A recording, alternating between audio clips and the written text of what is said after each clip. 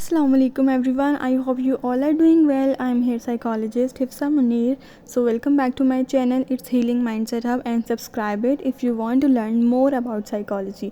So in my previous video I discussed about labeling and cognitive distortions, but today we are going to discuss about personalization in cognitive distortions. What is personalization and what are the causes and how can we deal it?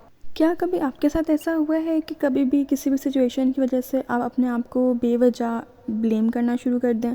किसी भी मौके पे आप अपने आप को बहुत ज़्यादा टारगेट करें कि ये जो भी सिचुएशन है वो आज मेरी वजह से है, या क्या ये स्टेटमेंट्स आप फेस करते हैं?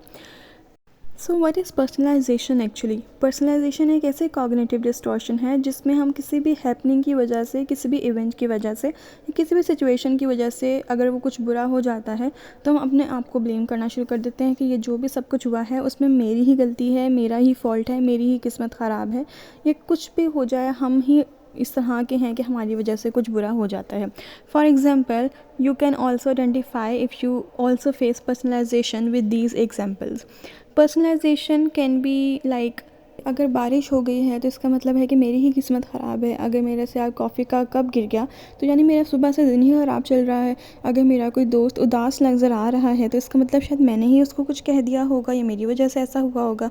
अगर मेरे फादर बहुत ज़्यादा स्ट्रेस्ड फील कर रहे हैं तो शायद वो मेरी ही वजह से फील कर रहे होंगे. So all these examples can be the types of personalization, जिसमें हम किसी भी इवेंट की वजह से, किसी भी वजह से अपने आप को लेबल कर देते हैं, अपने आप को ब्लेम करना शुरू कर देते हैं, चाहे हमारी उसमें गलती हो या ना हो.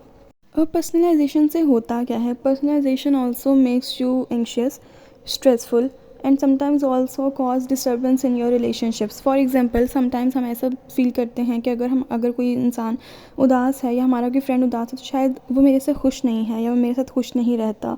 तो चाहे उसकी कोई और प्रॉब्लम चल रही हो और वो उस वजह से उदास हो, लेकिन हम अपने आप को फ़ौरन से ब्लेम करना शुरू कर देते हैं और उनसे दूर हो जाते हैं.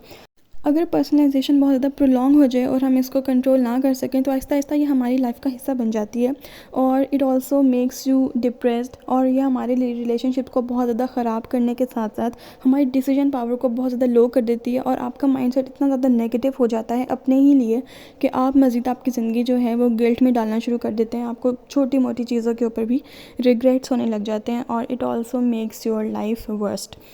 So if you think that you also face these kind of cognitive distortions, kindly work on it. And if you want to learn more about cognitive distortions, so wait for my next videos. I'll discuss in detail inshallah. So take care of yourself, take care of your family. Allah Hafiz.